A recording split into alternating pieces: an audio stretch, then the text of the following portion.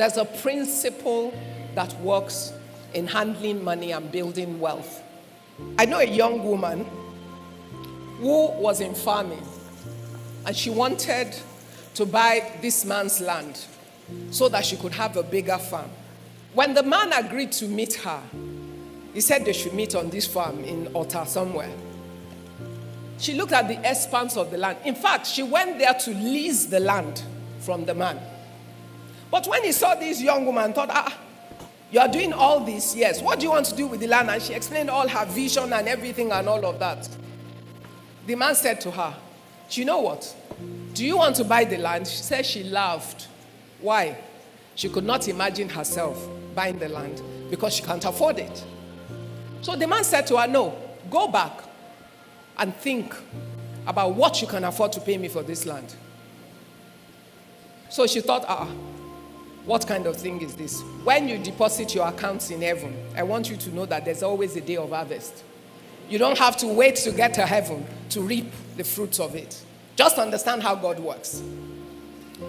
So she went back.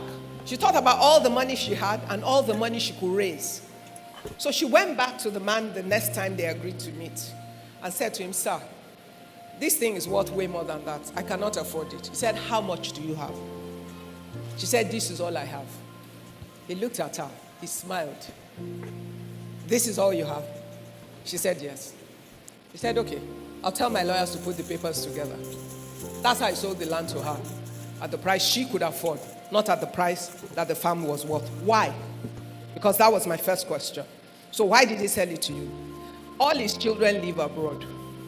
They have no interest in that asset or in his work.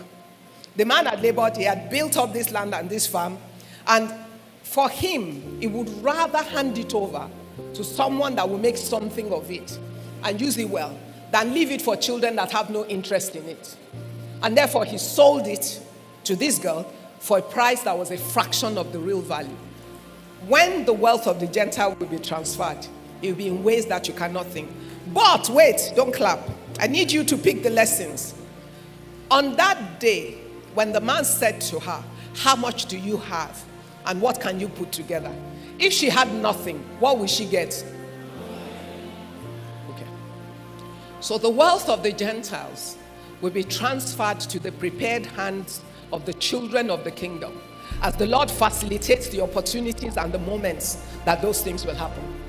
Now, the question is, what is your preparation? The Bible says, whatsoever you put your hands to do, the Lord will do what? He will prosper.